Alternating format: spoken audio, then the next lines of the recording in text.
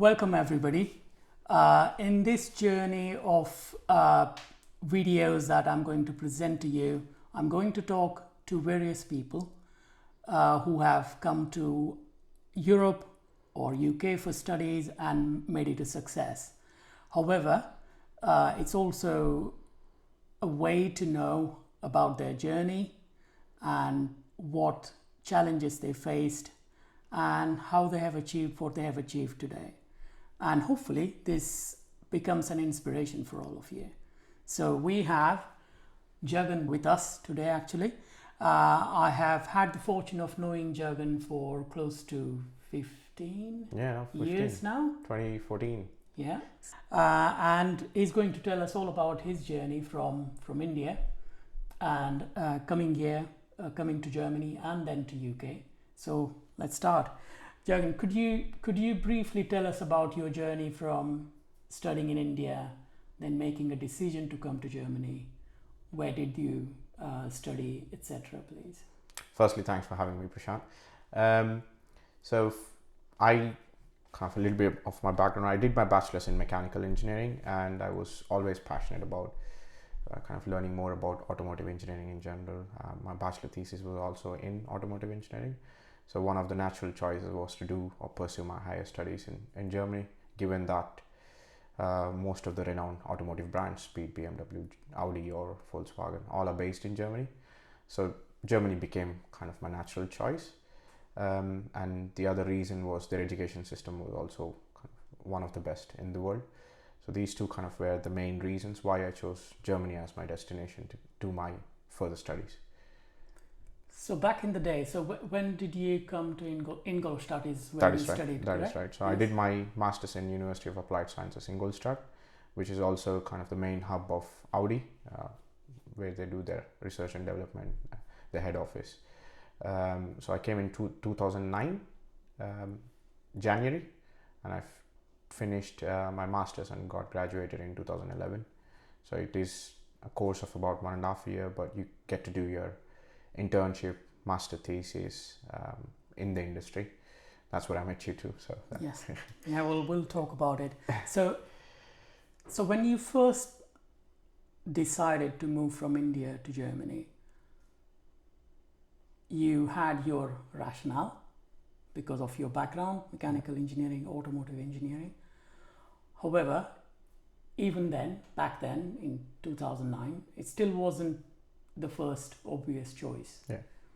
So did you face any challenges in terms of contacting students and how did you decide to solve the big question of the financial support when you were here? What was your thinking? What went into your head? I think you said it correctly that back then when I first decided to go to Germany, there was not a lot of support and there was not a lot of students who went to Germany and did their masters where we can actually get in touch and get all the understanding of how it is, etc. There were a few resources which were kind of supported by the German government. It was a Goethe Institute, which is I think very well known throughout the world, and they've got their own offices where they give a lot of information. And the other place where you can get a lot of information again is dad.de. That also has information on universities, their rankings, what sort of courses are available. But it was an unknown territory, not a lot of support. You have to go by what you've actually read online and researched about the university, about the place you're going to. It was still a smaller Indian community. There was a very small Indian community, hardly 3 or 4 students in your class. But ventured into an unknown territory, you can say, but now things have changed. I believe there's quite a lot of support and support system. Essentially, you can get a lot of information. Yeah. So when you actually landed, was it a cultural shock, and how did you adjust to the language, challenges with the language and challenges with a completely different culture? And also I'm quite keen, and I'm pretty sure the people who are going to watch it are also very keen to understand, how did you look at the financial support? Did you have any scholarship, or did you go to a bank for a student loan? How did you sort those things? Yeah, I think I'll first answer the question of financial thing. So I think when I decided to do my masters, I think obviously one of the first thing is to look at how much the course fee is, and whether we can afford affordability. So what there were quite a lot of universities which are offering courses which costed around 2,500 euros or something per semester. There were a few universities which are funded and they would give you additional funding, or where you can do your education for free with a nominal fee of 500 euros per semester. But the competition for those universities are very high. So I think the cutoff for our university, it's called Fachhochschule, which literally translated is applied university, where there's more practical application of what you have studied and industry tie-ups. So they offered a course, an automotive engineering course, for 500 euros per semester, but the cutoff was 85% with no backlogs at all in your when you're doing your engineering, and you should have done relevant courses which are already there in your masters. So it should be like a module 1 in your bachelor's and module 2 in your masters. So if you tick all of those boxes, that's when you get admitted. And for your subsistence to live there, I took a small loan of 4.5 lakhs, where I could draw, I think, 800 euros monthly from the bank and kind of get through my subsistence. So I took a loan of 4.5 lakhs, and the university fees was 500. So that's how I managed my financial things. And then moving on to the challenges, you said, I think one of the first things which I was taken aback was I was born and brought up in Hyderabad, and my entire life has been in South India, where the temperatures are generally higher than 35-40. Winter for me is 20 degrees, and suddenly when I went to Germany in January, it was literally like I was living in freezer, or I entered into a freezer as soon as I landed. So that was the biggest shock I had. So that's the first shock. I think we must know that you're going to a different country where it'll be different kind of temperature and weather altogether. So you have to brace and prepare for that too. I never expected that it to be that cold. I thought it should be fine. I'll manage it, but yeah, you have to be prepared for it. Academically, I think our education system, it focuses more on getting good marks, I believe, at least in our university, which I did. I ticked those boxes. I used to get good marks, study 1-2 months before the exam and get good marks. But there it was more about application. So whatever you have learned, how are you going to practically implement on a vehicle? So if you're learning differential equations or whatever, how do you apply and model a suspension system? So directly learn what the math is and implement on a vehicle. So that is what I liked a lot, and it was quite different. So I could actually understand, although I had done my bachelor's in India, I didn't understand where all this education can fit into, but it was good. So that's academically, it was very good to understand the practical side of things. What in terms of food? Food, if you're open to experiencing new things and trying out new things, I think you will really enjoy the place, which is, in my case, I'm open to everything. So I literally tried everything and enjoyed every bit of it. I think, so I loved being there. I loved trying different things. You can actually taste Italian cuisine, German cuisine, French cuisine, and always come back to your Indian cuisine. But for vegetarians, I believe it was a little bit harder, where it's very hard to find your vegetables. But now things are significantly different. You can literally find a lot of Asian stores where you can buy and live like or eat like you're in India. So you can find a lot of stuff. Absolutely, yes. Absolutely.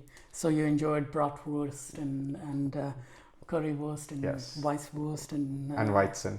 And yeah, exactly. So good. Yeah. That's good. That's very important, because when you come to a country like Germany or any foreign country, or even within India, when you go to other parts of the country, I think it's important to try and understand and assimilate. And one of the best things is food, of course. Yeah.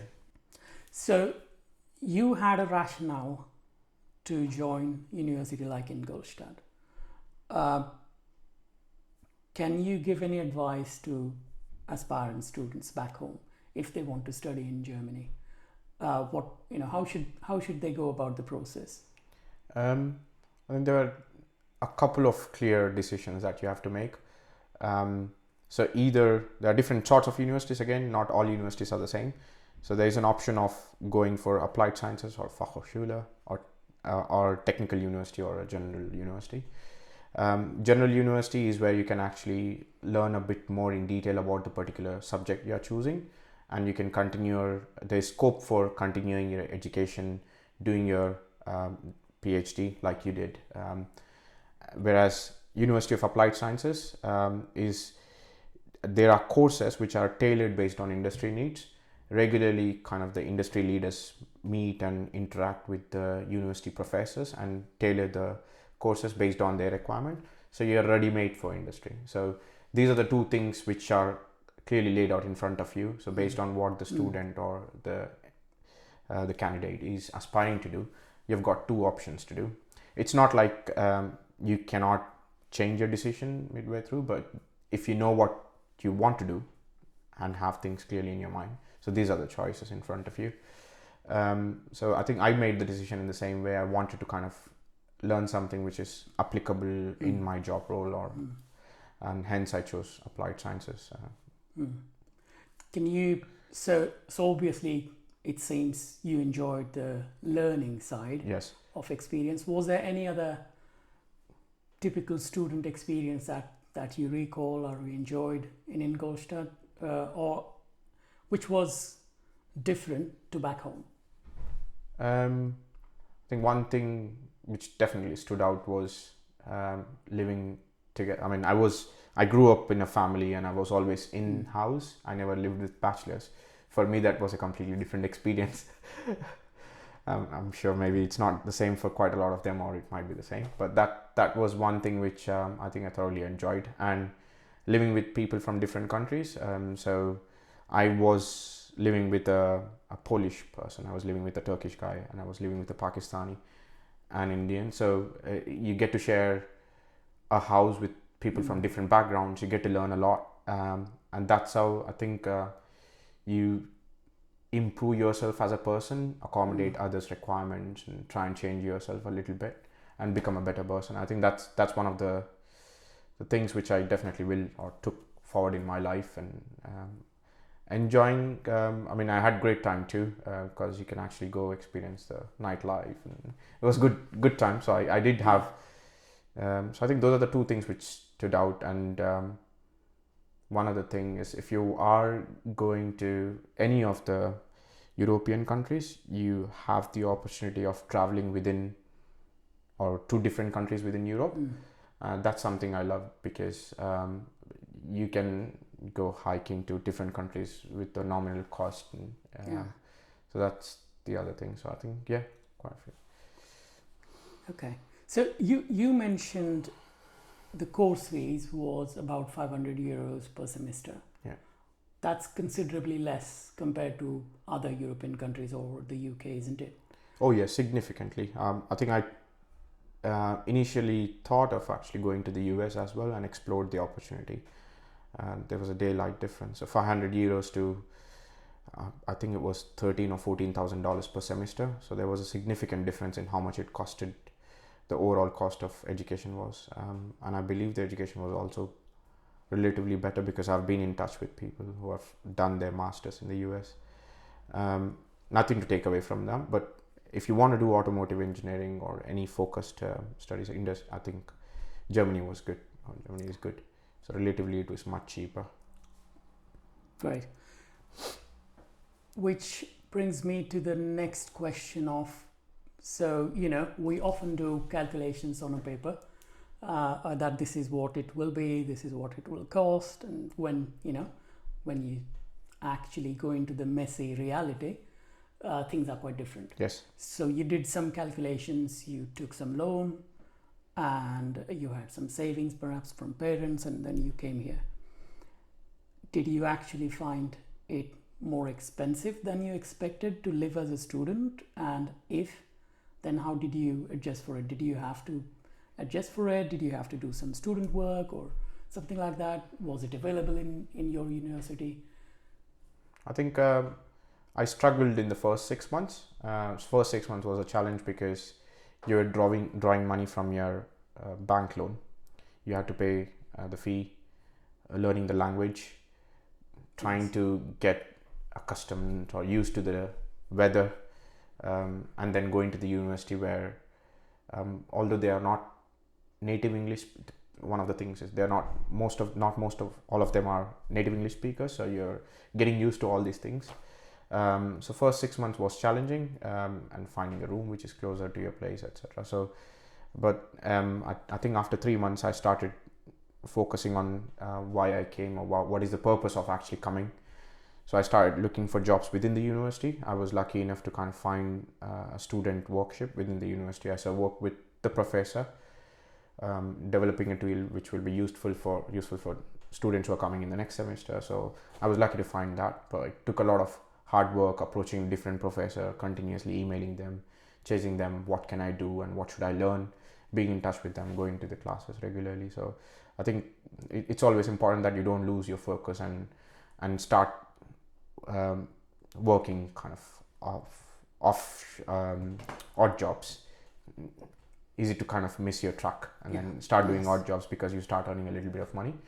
So focus is quite important that you get back. I did work, I think first 3 months I actually worked in a restaurant too, just to get myself, live by, get those expenses. And I think I calibrated quite quickly. After 3 months I realized what is the focus, why I came here, and then I was lucky to get that for student workshop.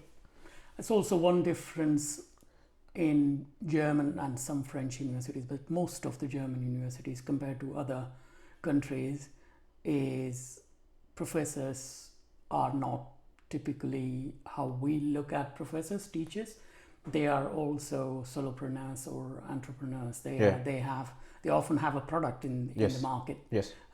So I found that very, very refreshing and very different.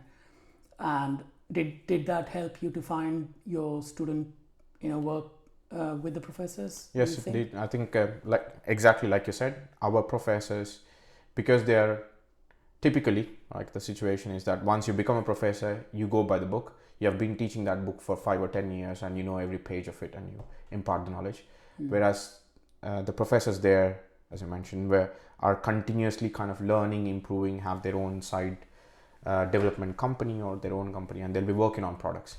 So that's how I got the job too. So his company was actually working with Audi on developing a small tool for suspension system. So he asked me to do small things, bits and pieces, where he's not finding to do it himself. So he gives opportunity for students to do it. So it works both ways. You can learn and he will get his work out of it, or the professor will get work out of it. So that's if I recall, I think your professor's book is also quite popular on vehicle dynamics, isn't it? Yes. Which is a very specialized automotive subject, Outside vehicle dynamics. Yes. So this is how you probably went through your first 2 semesters. But normally and typically the third semester, or at least some part of it, you have to be ideally in an industry. Yeah. So how did you approach that? What were the challenges? Did you actually end up in the in any industry for your thesis or the third semester? So my course was actually for 18 months.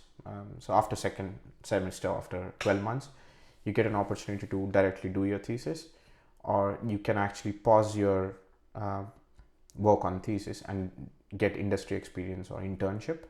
So I pursued that option. So if you want to do your internship in your third semester, you have to start looking for it at least 3 months in advance.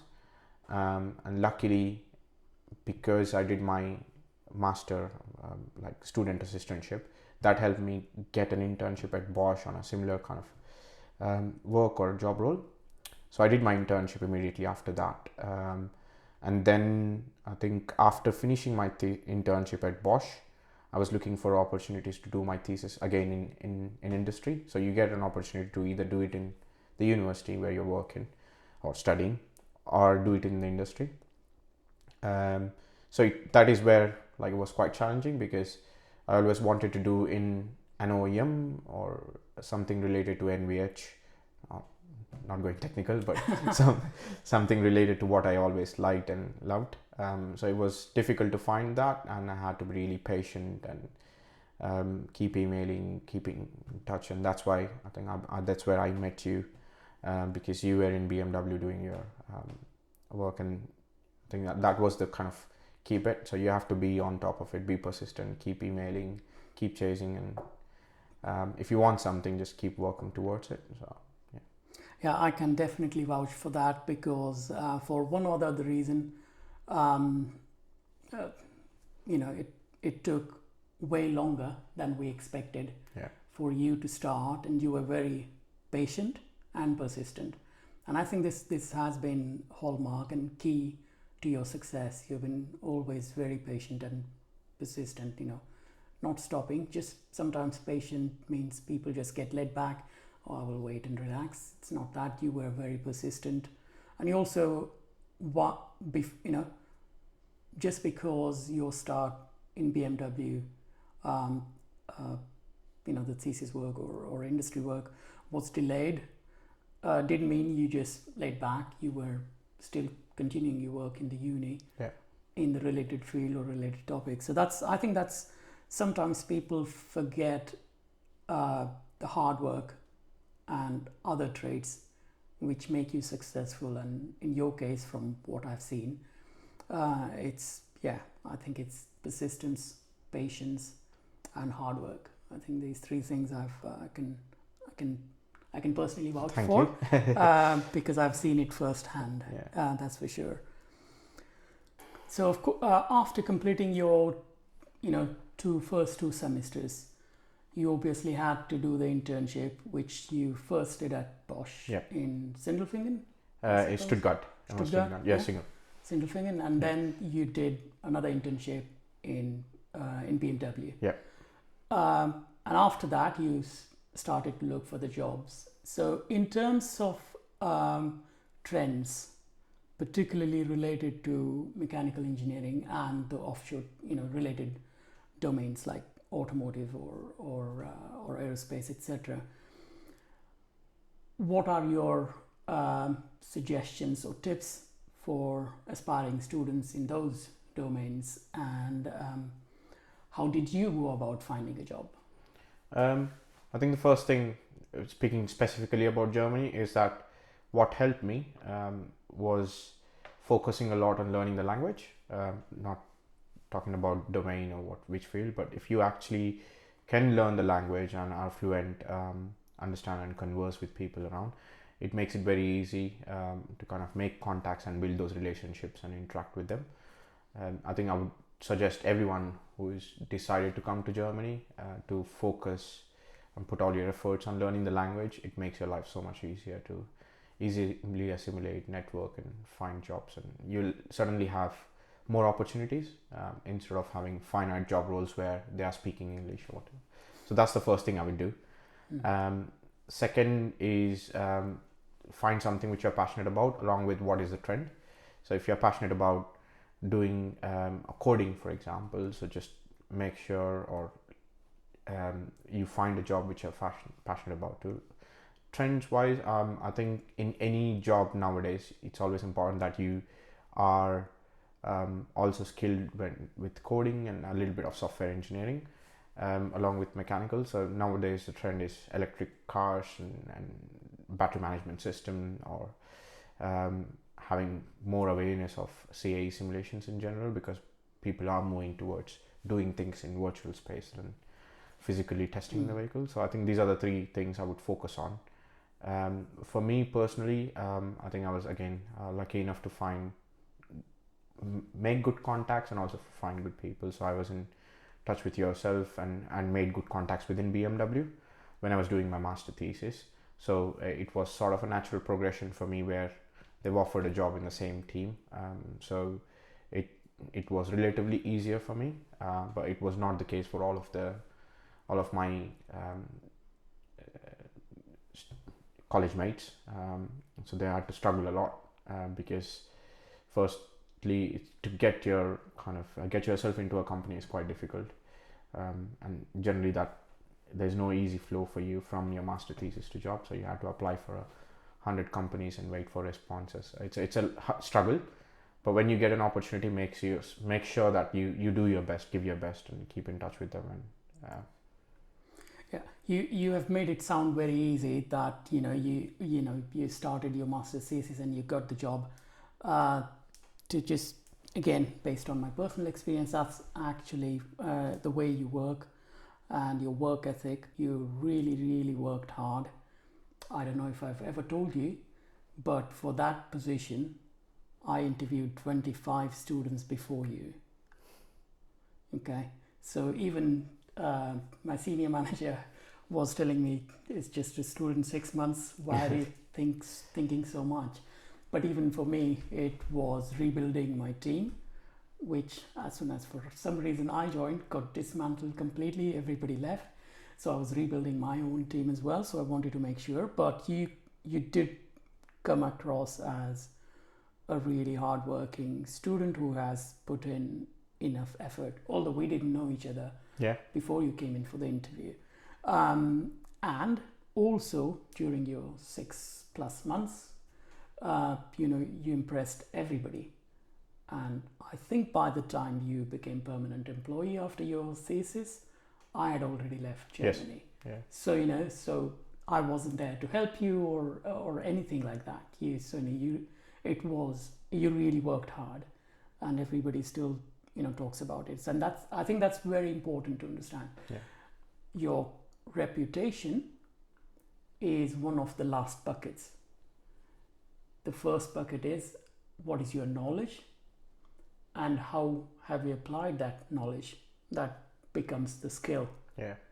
And then comes connection. The skill gives you opportunities like you did. You did have, you got the opportunity to work in Bosch and BMW for your internship because of your skills. But that is it. Those were just connections. Yeah. After that, you created your own reputation. You have to prove yourself. Yes. And it's a constant cycle. So it's very easy to think, he got into BMW for internship and then it's easy to get a job. That's never the case. I think you cannot skip these buckets. The first two are very, very critical. Your personal knowledge you have gained, and then how you have converted that into skill. And you did that very well. So don't underplay it, please. No, That's thank you. It's very important. One thing I'd like to add here, it might be useful for people, is that as you mentioned, getting opportunity is the first thing. So people will call you for interviews based on your profile looking on your CV, but making that impression, going prepared. I think one of the things I did was actually, even without asking, you actually go prepared, show them what you have done, take a couple of printouts. I think these are the things which you're referring to, is when you get an opportunity, make the most of it, put some effort and time on showing what you have done and what can be done, working together. I think that's key. I think it's also it's a continuous cycle. It's an iterative process. It doesn't stop, unfortunately. It doesn't stop once you get the job. You have to be on top. But that's the fun of it as well. I think it's the name of the game. Yeah. So what happened? Then you became permanent employee at BMW. Something to celebrate, isn't it? Yes. So all the hard work you had put in, you joined the department where you joined as a student, intern in the department. What was it like? What programs did you work on? Only what you can share. I worked on the new BMW i3, the new electrical architecture, and also F7, which is BMW 7 Series. So these are the two programs I worked on, and I was a ride and handling engineer, so essentially doing simulations and stuff. I really enjoyed what I was doing, and it also gave me an opportunity to actually sit in the car experience when it's being developed. So I think I really enjoyed, and I started kind of once I was um, I put my efforts in getting a job. Once I got the job, I actually started developing new habits and new kind of maintaining that work-life balance. I started playing squash with my roommates. So I think it's important that you focus when you have to focus, achieve something, and then building new habits and maintain work-life balance, etc. So I think that's what I did, and I quite enjoyed my time there. So yeah. Did you also have to adjust, because till then you were a student? Yes. There is obviously little less pressure, because even from your superiors or seniors, there is not necessarily a lot of push, like, oh, you have to get this done, Yeah. because they have their own challenges, they have Yes. programs and deadlines, etc. Yeah. But when you switch to be part of the team as a permanent employee, you have some adjustments. Yes. Did you have to do any? I think there were definitely adjustments, because when you're working as a student, your project is quite focused. You have to do your master thesis. There's a defined project. Someone else defines the project for you based on what the requirement of the company is, and you work on it and get it done. Whereas once you get into live projects, there's always deadlines and targets you'll be working against. So you are expected to put a little bit more effort, and there is pressure of deadlines with you. So I think there's a little bit of adjustment, and that's where you mature as a person, where you take your own priority calls on, okay, I'm working on 3 projects, which one should I do? Initially there will be guidance, but after a certain point you have to make your own calls based on when the deadline is, what the project you're working on, when are we going to sell it to the customers. So yeah, I think there were challenges. It's quite different to when you were doing your master thesis and focused on a job. Yeah. And then over the course of next couple of years, I suppose around 2013, Yeah. you decided to move to the UK. Yes. What was your thinking? What was the reason? I think to be honest, I never thought of coming or moving out of Germany. Like I mentioned before, that I really loved living in Germany, working in Germany, and it was like I was doing my dream job and living in a great city like Munich. It was really great, but I think there were a couple of reasons. One was obviously I had an opportunity to work with you again, and and I hope you're not prepared for it now. I'm not, no. And then I think again working in another great company, Jagan is also quite renowned for making one of the best luxurious cars, and these two things were kind of for me personally. And the other thing which made my decision making easier to move to UK was it's an English speaking country. It was easy for me because I've done my masters there, but for my partner who was going to join me from the US, so it was easier. It will be easier for her to kind of get used to UK or live in the UK rather than living in Germany. I think these 3 reasons motivated me, or were the reasons why I moved to the UK and started working. So you can blame it on you. Blame your wife and me. Not me. No, I understand. It's even similar. I never thought of leaving Munich. You know that, but life sometimes takes its own course. So yeah, great. So how was that transition when you came here? It was again a shock to me, because for me living in Europe, Europe is nowhere similar to India, where I was born and brought up. Whereas once you come to the UK, there's a lot more. The surroundings are a lot more similar to India, so you get your things quite easily. I'm talking about back in 2013. Maybe things are quite different now in UK or Germany, sorry, but UK, it was more the surroundings, or if you want to eat your food, it's quite easily accessible and available. And the second thing which I think I miss even today is the public transport. It's quite brilliant in Germany. I think these are the two things. Work-wise, again, it was much easier because English-speaking country, you have been kind of learning or English or speaking English since your childhood, so that made it easier. These were the 2-3 things which kind of stood out. Yeah, so language barrier was less so, even for your career advancement, I suppose. And also, obviously, Indian diaspora here is just, it's just quite huge. Particularly where we live in Midlands, I think it's quite strong. So throughout the UK, of course, but in Midlands even more so. Yeah. So I understand. So, but were there any challenges? What happened when you landed? You joined, and what was the biggest challenge? I think the biggest challenge, I would say more shock, because the first day I landed, I was told my job was going to go. I didn't know I landed. I saw an email saying that, okay, all the contractors are going to get fired. I think that was a big shock to me because I literally kind of moved everything from a stable job to here. Again, I think those two traits of being patient and being persuasive is quite key. Again, that came in handy. I know you were working on it, and you continuously gave me assurance that you were working on doing something to get it resolved.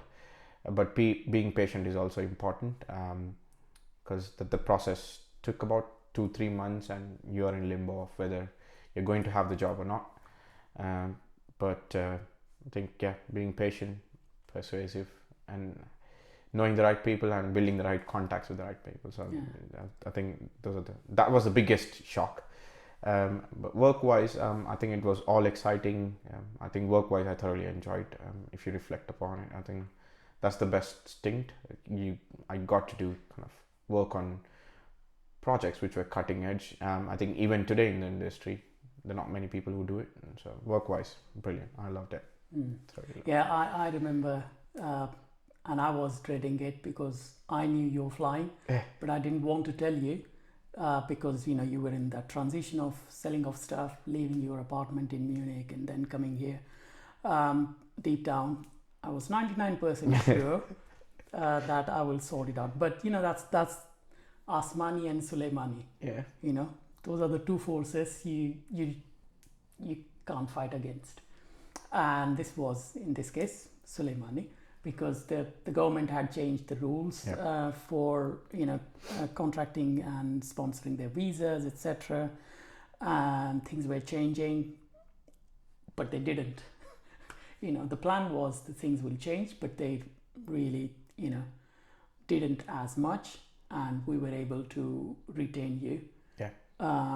In fact, as a permanent employee, even better, and Jaguar Land Rover even sponsored visa. That's right. If I'm not wrong. That's right. So again, it's important to remember, particularly aspiring students who are watching this, that having faith, having patience, faith in your own ability, and patience, and perseverance, persisting on. Okay, all right, what's in my hand, what is in my control. Exactly. Not thinking about things out of your control. It's just you can't do anything about it. Yes. And you did really brilliantly on that. So thank you for trusting.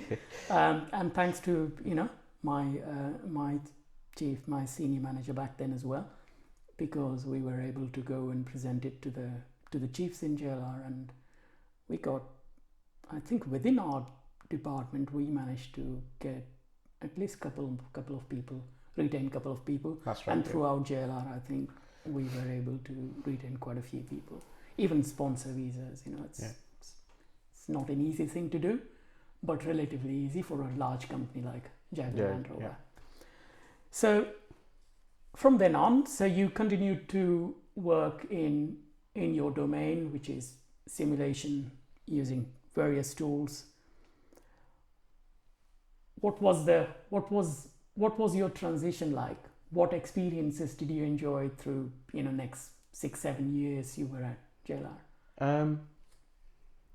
I think quite a lot of. If you look back, most of my best moment when it comes to professional career were working in the department or working with you. I'd say I'm not saying it because the interview is going on, but I really kind of think the same, and it's the same from my colleagues too. So if I speak to them, they vouch and say the same thing, that they had the best time there, because we got actually an opportunity to go out to fly out to different countries, present your work, and to present your work, we were actually putting efforts and pushing each other. So if you want to go present your work at different forums like SAE or NAFM's Congress or different congresses, you have to work and prove within the business and come up with innovative ways of actually saving business money and coming up with greater products. So I thoroughly enjoyed. I think one of the key or the most challenging and project I was involved in was road scanning. I think scanning the roads and actually going on to proving grounds. I never saw the proving grounds where the vehicles are developed, are driven. So interacting with different people, organizing legal stuff, organizing public relations, and checking those documents, and that was a mega project of actually getting vehicle from a different country, driving on proving grounds, and scanning, integrating, validating, presenting, going to the US, and winning a lot of accolades and awards. So there's a lot. You and other team members, you thoroughly deserved it. There is absolutely no doubt. It's just, when I reflect and look back, I must say that was also the best stint in terms of just having sheer fun in doing what you're doing. Yeah. So that's no doubt. And then now tell us about your current job. What are you doing? Which company is it? What is the role? Can I just say something about the previous role? Yeah. I just wanted to mention one thing is that having that vision. I think I've worked with a lot of managers before and after. Not a lot of them have that vision and drive to make a project a great success. I think one thing which stood out in your case was that where you actually defined a project which no one even thought about, making the impossible possible and work towards it, and having that faith and continuously pushing us and getting the best out of us. Although we might be like thinking, why is he pushing us? Why are you pushing us? But I think if you reflect upon it after 1 year or 2 years, I really feel great about being a part of that project. So I thought it's important that we mention, or I mention it. It was really great, and you said that too. I know you might be feeling bad now that I'm pushing you, but you will feel happy about it. So I do feel really, really happy and glad that I was part of those projects. I don't think I was ever involved in such great projects again. I think it's been more than 5 years now. Didn't work on cutting edge kind of projects. It's mostly been process improvements and turning the handle sort of thing. So it was great. And I think both are critical for in industry. You need processes, because you have to what is called as incremental improvement. To tick the boxes, take the product out of the door. But at the same time, companies or groups which are just going to tick the boxes, sooner or later will be out of jobs. Look what is happening in the electrical vehicles now. Tesla has literally woken up everybody, and they're coming out of slumber. Some still not. But that's something I believed in. But I think equally important is the team having faith in you and team putting the hard work. As a leader, you can say things, you can motivate people, but if they're not willing to put their best foot forward, nothing's going to happen. Yeah. So I think credit really goes to all of you, about close to 30 people team that we had. Everybody put in a lot of effort. Everybody was gave their best. So it's very important. So moving forward, you left Jaguar Land Rover, and joined your current company, Volta Trucks. Mm-hmm. What was your thinking leaving, safe sanctuary kind of job? You had left BMW, of course, to go to JLR, but that's me to blame for. Perhaps, but you were very settled, you were well respected at JLR, and things were going smooth. But then, it's kind of a startup. What was the thinking? I think, like I mentioned, after a period of 6-7 years, the projects we were getting involved were mostly delivery based, where the work is more or less monotonic, where you have to kind of, every day I go to the office, I clearly know what my job is. And in fact, for the next 2-3 years, I knew what I was going to work on, and it's going to be similar. I was going to work on projects which will incrementally improve the processes and speed things up and efficiency improvements, but nothing which is pushing me out of my comfort zone. And it was like that for quite a long time. So I think that was the main kind of reason of actually finding a new job, or reason for finding a new job. And I was looking for jobs for quite a while actually, so I did quite a lot of interviews too, but nothing was suitable or I liked. It was ticking all of the boxes. This particular role, I think it gives me an opportunity of actually learning a lot of new things and putting me in uncomfortable positions. I was always in the virtual space, but this gives me an actual understanding and opportunity to work with the physical team. And also, because there's no CAE team in the future, we are going to develop a CAE team where I can actively feed into and learn or build on my knowledge or implement the knowledge which I've gained at JLR. I think these were the key motivations or key motivation factors. So essentially, you were feeling a bit stagnated, particularly towards the end of your stint Yes. at JLR. And then, as you say, the fun is outside the comfort zone. So Yes. you decided to challenge yourself. And that's also, I think, very important to keep in mind. Otherwise, many people just tick the boxes and trudge along. That's it's not necessarily the great thing as well. Not for eventually for your mental health, because Yes. I think that's quite key, because if you're not challenging your brain, it's not great for your mental health. I agree, and I felt that in the last few years, where I was actually becoming just doing the doing, but not actually challenging myself. It's important that you challenge yourself every now and then, keep it fresh. So I agree. So looking at your journey, 2009 to 23 now, it's quite a long journey. Is there anything you would have done differently? Are there any pitfalls, or what advice would you give? Something you wish you knew? I think one of the biggest things which I learned immediately after I landed in Germany in the first few weeks was not putting enough focus on the language. So if you are going to any country where the native language is different, then I would strongly recommend to actually put effort and time to learn that language, and if not master it, but at least be able to converse with people and write and read. So people who are aspiring to come to Germany, focus and put all your efforts on learning the language. At least A2 B1 is what I would recommend. That's when it comes to language.